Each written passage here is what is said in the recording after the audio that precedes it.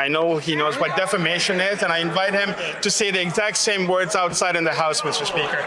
We're starting to see a shift. Welcome back to Moose on Loose. My name's David. Today, we got the Conservatives taking the lead in a new poll, which we're going to get to here shortly. Mark Carney announcing the rise of authoritarianism. That's rich coming from him. Liberals announce more money for other countries other than Canada. We got a bunch of stories here. Let's jump into this. Starting this one off, we got polling data here showing the Conservatives are in the lead, 41 to 38%. You can see the NDP are +4, back up to 10%. So a lot of these NDP supporters had enough of Mark Carney. Bloc also getting a bit of support back. Same with the Greens. All right, let's dig into the data here. So we've got 41% Conservative, 38% Liberal. Breaking this down by province, we can see British Columbia voted 42% versus 36. So the Conservatives are starting to get a stranglehold here in British Columbia. Alberta, Saskatchewan dominating. I'm still shocked. 21 and 23% of people in Alberta voting Liberal. Manitoba, 50-33. Ontario, it's split here. Liberal still a little bit ahead with 44%. Quebec, yeah, obviously lacking some common sense over there. And it just gets worse as you go further east, 53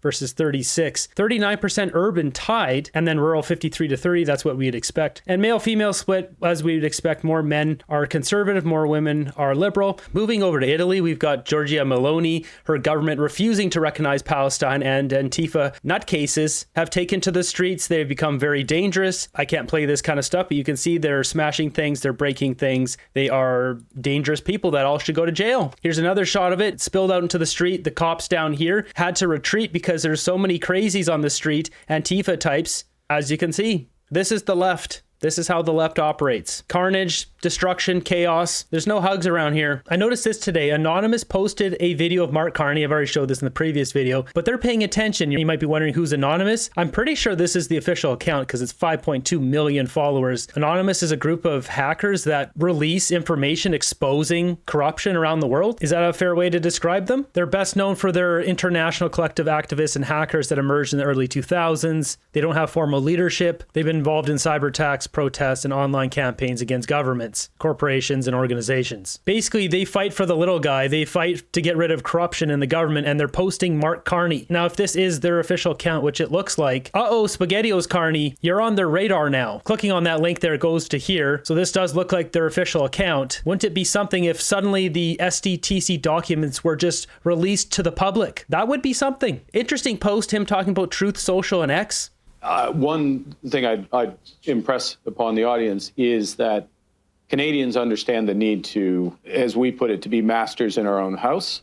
The country does not want to wake up and look on, all due respect, on Truth Social or X to see what the latest change is in U.S. policy, but wants to get on with what we can control. And that's a big part of the government strategy. So getting rid of barriers east-west, as you put it, barriers across the provinces. That alone, if it's fully done, we've done the federal part, but if all our provinces reduce their barriers, the estimates are that is a bigger return to the Canadian economy than the worst-case trade outcome with the U.S. Now, I call bull crap on that. Are you kidding me? Like 80% of our trade is from America. There's no way, man. This is another lie. Okay, so once again, Mark Carney is lying. There's no way for this to even be possible for us to trade more with ourselves than with the Americans. So we can see there our amount right here. It's about $600 billion. This is in 2023. And of that, you can see 77.4% of Canadian exports go to America, around 80%. It jumps around. It was less before, 65, 70, 74%. Now it's up to about 80%. Of that $600 billion, it's about $414 billion, I believe was the number. In comparison, interprovincial trade was $532 billion. So similar, except the difference is here is every province is making goods that they consume themselves. Each province, goods in Manitoba are consumed in Manitoba, goods in Quebec consumed in Quebec. Right now, we're only trading, it says here, traded across provincial and territorial borders in 2023 accounted for 18.1%. So you can't just get this up to 74% or 80% because Manitoba produces the stuff that they've been using. They can't send everything away. Otherwise, they wouldn't have the stuff they need. While we can increase this, while I was running it through a few calculations here, it's roughly about 25 to maybe 30% max. We would be able to get this number up. Some things we'll be able to send around. Some things probably businesses want to sell it to other provinces. So this is going to help having interprovincial trade barriers open, but we're not going to get to 80%. The estimates are that is a bigger return to the Canadian economy than the worst case trade outcome with the U.S. The goods produced in British Columbia that British Columbians want, they're going to be consumed here. They're not going to be sent to PEI or Quebec or Ontario. It's very unrealistic to say that we can get our interprovincial trade number up equal or more than what we trade with America. Once again, Mark Carney lying. One has a more immediate impact, and the other builds over time, but the orders of magnitude are clear. And that's before we do what we need to do, which is to double the rate of housing. We announced a new approach on housing 2 weeks ago. And the first projects that we have identified there scaled to around $50-60 billion of housing investment. He announces this with a fake phony photo op. We're seeing stuff like this posted just a couple of hours ago. New report gives Toronto a failing grade when it comes to building housing. That's why Mark Carney had to do a phony photo op. And some people are defending it, saying, well, it's a modular house. What's wrong with that? The point is there's not projects happening right now that he could have just gone to, stood in front of, and then made his announcement. They had to build those houses, bring in modular chunks, then do the announcement because there's not enough houses being built. There was no option to do it. That's the point. The state of Canada right now, the state of housing is so bad that they had to fake it. The first major projects that I referenced in the remarks on. This guy's a chronic liar. PM Carney is not a modern man, so he wants to shut people up on social media. Get with the times, sir. Trading among ourselves will not grow the economy. Question is, he doesn't like seeing things on X. Is he going to make a push to completely silence X, a Truth Social, completely detached from reality? Yep. On this episode of Far Off Ripoff, got this one here. Mark Carney pledging $60 million to Haiti with most cash contingent on UN approval of U.S. plan. Look at this smile. Grip and grin. Get that cash. These look like a couple of guys who just came out of the laundromat. No point helping Canadians struggling to feed their children. Let's give money to Haiti. Anand also announced $20 million for maritime security in the Caribbean, aimed at stopping the flow of bad stuff. Why? Why not just put that in Canada? Oh, that's right. They have good laundry machines down there. Canada also pledged $80 million for the ongoing police mission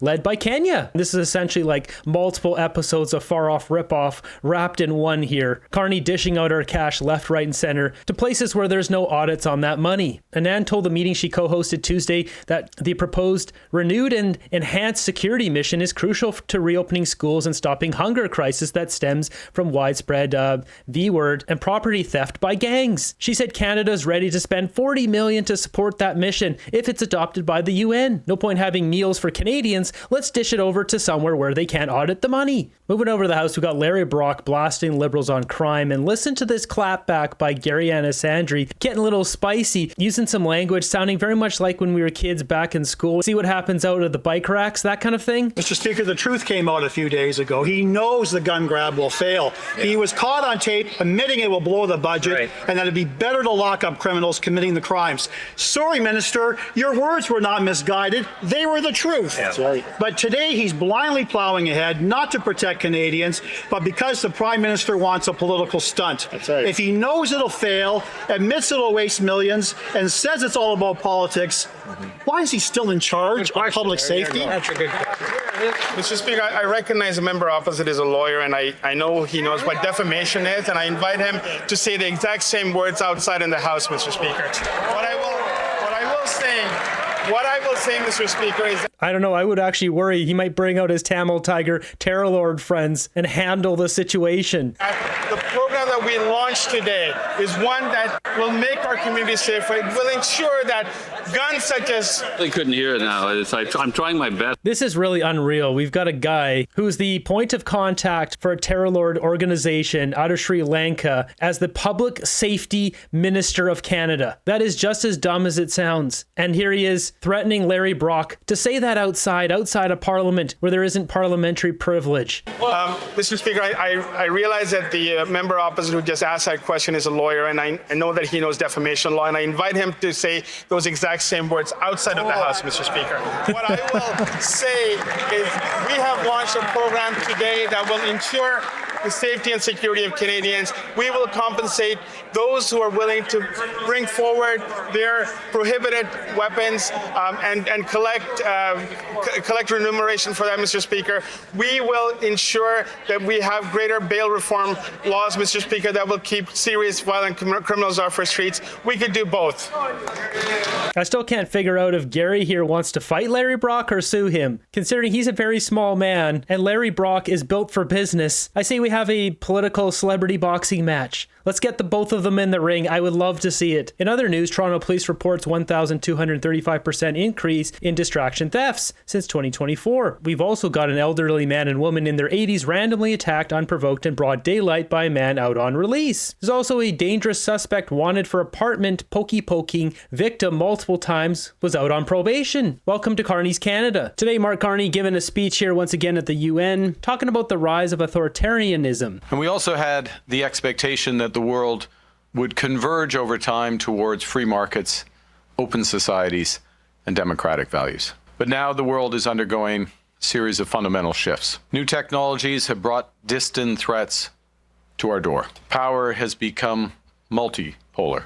Authoritarianism is resurgent, and consensus within many democracies, not all, but many democracies, has fractured. Canada's democracy, authoritarianism is resurging. You guys are bringing in a new bill where you can penalize certain symbols, whatever you deem to be an HATE symbol, willy-nilly, put people in jail for life. Not to mention what's happening with the ostriches. This guy's got goons from the RCMP and the Canadian Food Inspection Agency harassing, intimidating, putting those poor ostriches through hell, are now building hay bale structures so they can pew downwards because there's obviously too many people standing around. And who's in charge of that? This guy from the CFIA, Canadian Food Inspection Agency, Paul McKinnon, president and former CBSA executive, is the epitome of managerial class bureaucrat. He knows exactly how to coordinate the gears of government to crush freedom. In 2019 to 2021, he enforced the world event border policies that trap 6 million people, Canadians, barring them from airports. You know what happened there. This guy's going on the moose chart. This guy has put a family through absolute hell. He's not getting away with this. And why are they doing this? It's quite clear now. I've already showed you this. I'm not going to read this out, but these ostriches are valuable to society. And then we have this, the smoking gun here. I'm not going to read this out, but you can see the first word there. There's a new Poke lab in Quebec. This is from September 19th, just a few days ago. Today, Melanie Joly, Minister of Industry and Minister responsible for Canadian Economic Development, announcing this new Poke facility. Wouldn't want this facility to be outdone by herd immunity coming from ostriches. So if they get rid of them, then they can make a lot of money because there's still a bunch of boneheads in Canada getting their boosters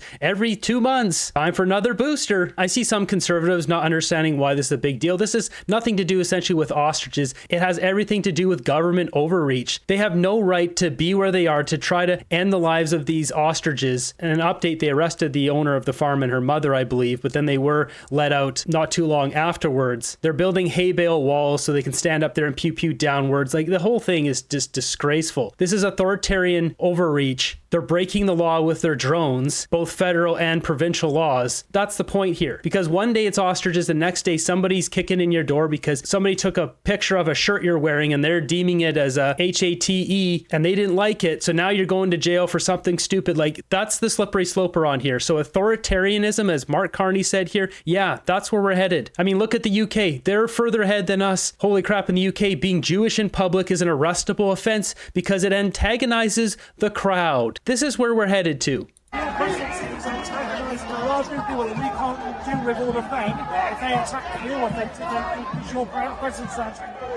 He's antagonizing them because he's Jewish. No, you put these people in jail. That's what you do. We won't be doing that if the NDP ever gets into power. And side note, look at this, Don Davies doesn't let anyone reply to him. That's not what a leader does. On behalf of New Democrats, I'm here to offer our full support for the Government of Canada's decision to recognize the state of Palestine. How about you move there and go help them yourself? Stop feeding off of taxpayer dollars. Mr. Speaker, gun crime is up 130%, and Toronto police report that 88% of the illegal guns they seize have been smuggled north across our southern border.